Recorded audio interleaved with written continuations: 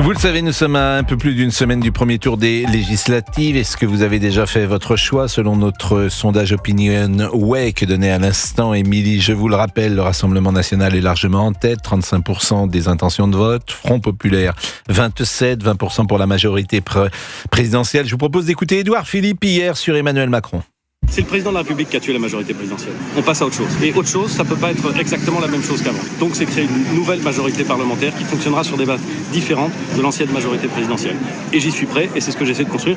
Écoutez également la prise de parole de Mathilde Panot. Elle était ce matin interrogée sur BFM par Benjamin Duhamel et elle évoque Léon Blum. Il y a quelqu'un en tout cas qui a foi en vous, notamment c'est Jean-Luc Mélenchon qui dans les colonnes de 20 minutes il y a quelques jours disait la chose suivante: quand Léon Blum devient chef du gouvernement en 36, il n'est pas au niveau de Manuel Bompard, ni de Mathilde Panot ou de Clémence Guettet. Vous êtes au-dessus de Blum en 36, Mathilde Panot? Non, il parlait de l'expérience parlementaire que nous avons, que Blum n'avait pas à l'époque. Ah, attendez, et je le dis juste parce Léon Blum avait été patron du groupe SFIO à l'Assemblée entre 1919 et 1936. Oui, donc pourquoi vous dites que vous avez plus d'expérience parlementaire que Léon Blum? Ah oui, écoutez.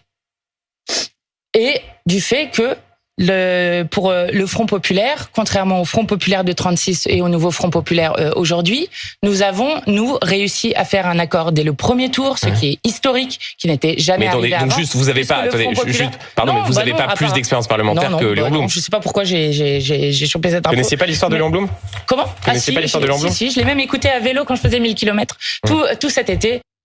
Oui, bon, en fait, ça souligne aussi Mathilde Panot, et elle n'est pas la seule, une forme de méconnaissance et d'inculture de ces gens-là qui parlent au fond de sujets. C'est pas la première fois pour Mathilde Panot qu'elle ne maîtrise absolument pas.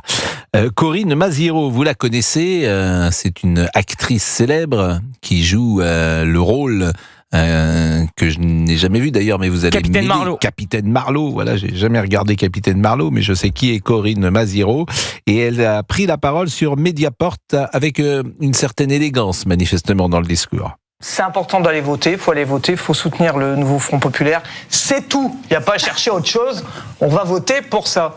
Alors c'est voter contre la peste noire, cette saloperie vivante qui renaît par chez nous et par ailleurs. Quand je dis chez nous, c'est la terre, je veux dire l'Europe et tout ça. Vous êtes une gonzesse, putain, vous voulez pas aller voter, allez voter, putain, on est des meufs, on va s'en prendre plein la gueule. Bon, en tout cas, c'est argumenté ce que dit Madame Maziero, c'est ça qui est intéressant. Et puis Christian Estrosi, c'est le maire de Nice, il est l'invité de Romain Desarbres, pardonnez-moi.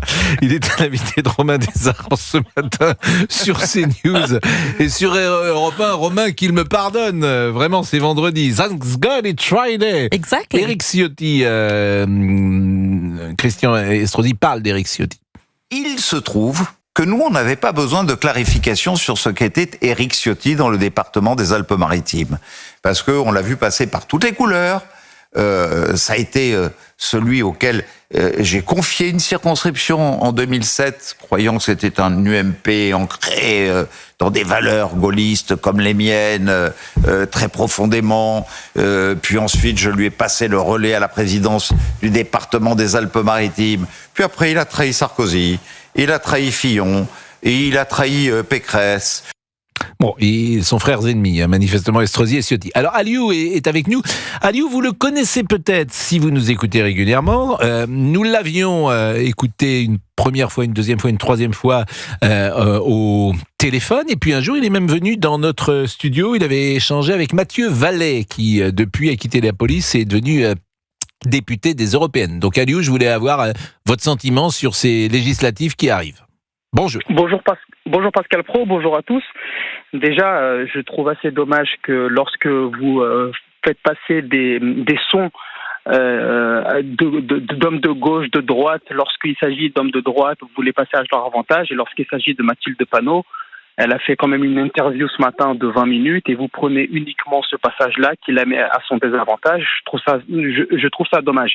Une fois que j'ai dit ça, j'aimerais qu'on revienne aussi sur le sujet sur lequel vous m'interrogez, à savoir les élections législatives qui arrivent. Moi, je pense que, au vu des derniers sondages, de mon point de vue à moi, que ce soit sociologiquement parlant ou politiquement parlant, le Rassemblement national, le Front national, le Rassemblement national a fait le plein de toute manière. Ils ont fait le plein. Je pense que Jordan Bardella s'est trompé stratégiquement parlant le fait de reculer, et je pense qu'il aurait dû donner l'estocade finale, mais ces jours-ci il s'est trompé. Donc je pense que les racistes ont fait leur plein. Au 30%, 31%, ils n'iront pas au-dessus. Je dirais même une dernière chose par rapport à ça, la triangulaire risque de les avantager parce qu'on sait qu'ils risquent d'avoir beaucoup de votants, contrairement aux dernières législatives. Le Front de gauche, contrairement au Front National, je pense que eux, par contre, ont une vraie carte à jouer, car sociologiquement et politiquement parlant, ils n'ont pas fait le plein. Il y a encore des réserves. Ces réserves-là, il faut partir les chercher, il faut aller les chercher. Et je fais confiance aux dirigeants de la France Insoumise qui sont des champions dans tout ce qui est campagne électorale, surtout dans les derniers 100 mètres. Ils arrivent à accélérer et à chaque fois, les instituts de sondage le démontrent d'ailleurs, ils sont placés en dessous de ce qu'ils font. Donc je pense que là, les réserves, ils vont réussir à aller choper les réserves. Et pour l'extrême centre, je pense que les carottes sont cuites pour eux. Par contre, il y a un truc à souligner ces derniers jours. Le Premier ministre fait une excellente campagne. C'est pas du tout mon bord politique, mais il faut reconnaître que Gabriel Attal fait une excellente campagne et je pense que s'il y a un gros taux de participation, au lieu d'avoir des duels, on aura beaucoup de triangulaires. Et la question qui va se poser, c'est que est-ce que les macronistes vont se désister pour le Front de gauche? Ça, par contre, je ne pense pas. Ce qui est intéressant dans ce que vous dites, c'est et vous n'êtes pas le seul d'ailleurs, mais au fond, vous dites les choses telles que vous voudriez qu'elles soient. Mais vous n'êtes pas le seul, donc je vous en fais pas le reproche. C'est-à-dire que tout ce que vous avez dit, c'est au fond ce que vous pensez. Et c'est pour ça que c'est moins de l'analyse, d'une certaine manière, que un souhait.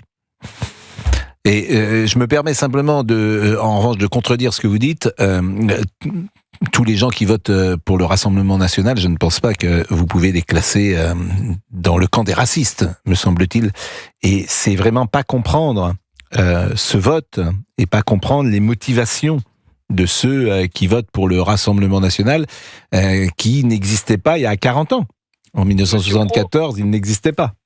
Monsieur Pro, si vous le permettez, je n'ai jamais dit que ceux qui votent Front National, Rassemblement national sont des racistes.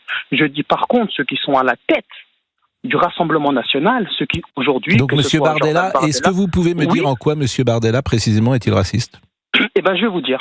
Lorsque on met la préférence nationale, ça voudrait dire que un Français pourrait se soigner tranquillement pendant qu'un étranger, lui, pourrait mourir.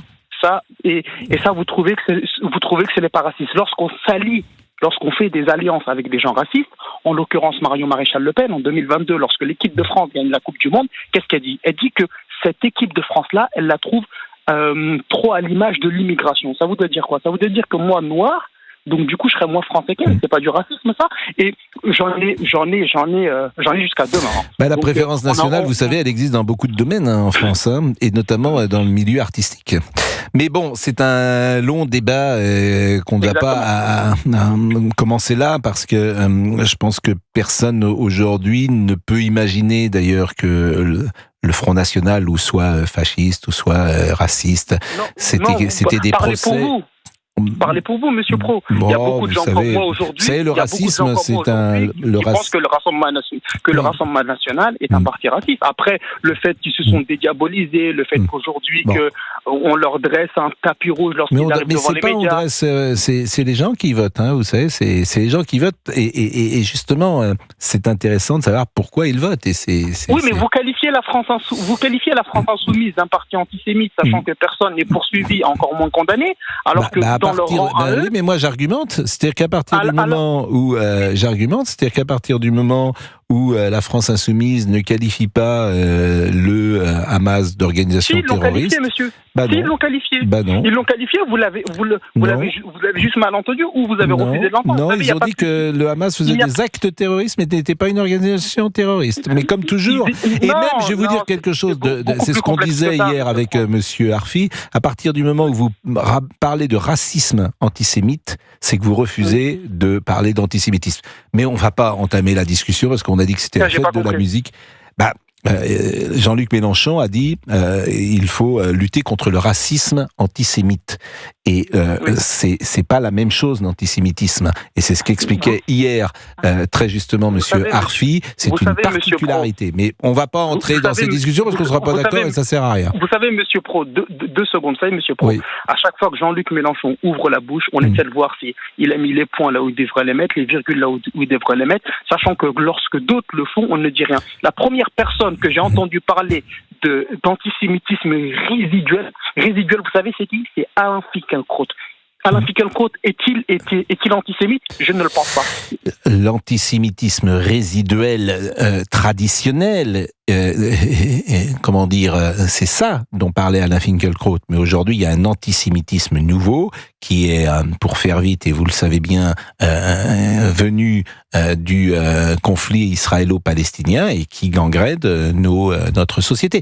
Bon. Alou, on sera pas d'accord et c'est pas grave. Mais en revanche, ce qui est important, c'est que tout le monde puisse s'exprimer. Passez une bonne fête de la musique. Il est 11h46 et aujourd'hui, nous avons décidé, on a fait une petite parenthèse sur l'actualité, bien évidemment, mais c'est vrai qu'aujourd'hui, on va plutôt parler de choses plus légères. C'était notre choix éditorial. Thanks God it's Friday. Thanks God it's Friday. Et on va chanter. Et on va chanter. On va chanter tout de suite après. Cool. Ah non. Ah si, Gilbert Montagnier sera avec nous en ligne. Il est là, Gilbert. Génial. Liberté.